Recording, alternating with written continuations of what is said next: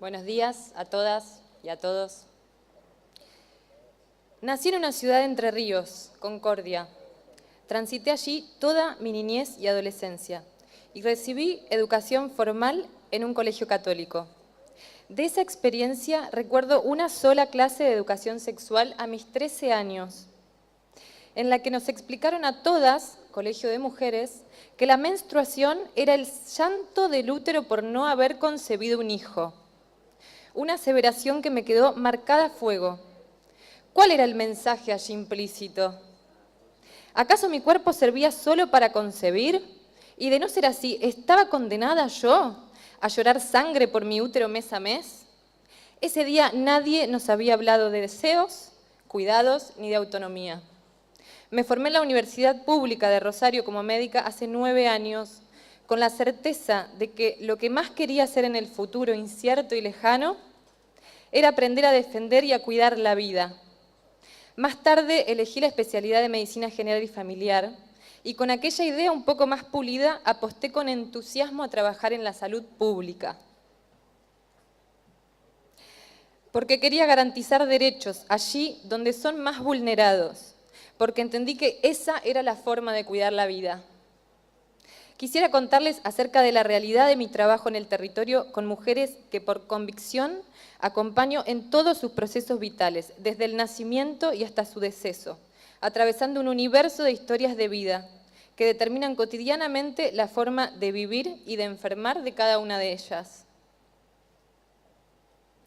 El aborto es una realidad cotidiana, mucho más de lo que yo, en mis inicios en esta profesión, podía imaginar. Con las casi nulas herramientas con que contaba apenas egresada de la Facultad de Medicina. Herramientas que fui adquiriendo de la mano de las compañeras socorristas en red y que representaron para mí un antes y un después en los modos de acompañar a las mujeres.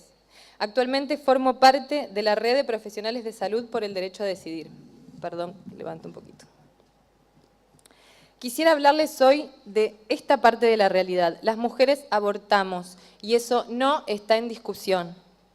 También he sabido que el modo de atravesar este proceso depende de dónde hayas nacido, de quiénes te rodeen, de qué profesionales te reciban en el momento en el que golpeas las puertas al sistema de salud, en la búsqueda del reconocimiento y cumplimiento de un derecho que termina siendo muchas veces potestad de la suerte, de dar con la voluntad de un trabajador o una trabajadora de la salud que lo reconozca y lo garantice. Y en ese punto me gustaría profundizar, en el que nos toca a las trabajadoras y trabajadores de la salud como garantes de derechos, o en su contracara de exclusión e injusticia social.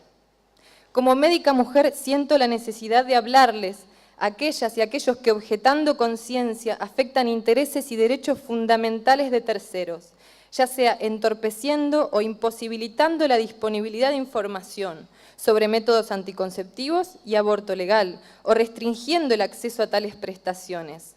Estas son las conductas que provocan riesgos para la vida, la salud, la integridad física y la autonomía de las personas. Pero, ¿qué es la objeción de conciencia?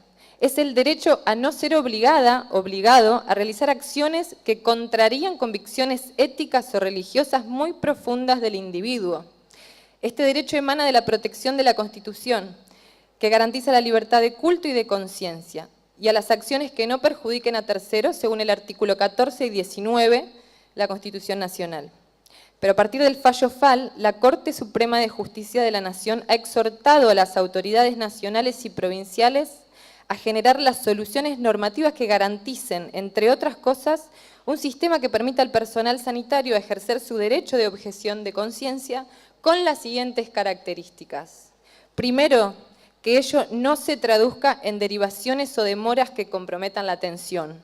Segundo, que la objeción sea manifestada al inicio de las actividades en el establecimiento de salud, de forma tal que toda institución cuente con recursos humanos suficientes para garantizar el ejercicio de los derechos que la ley confiere.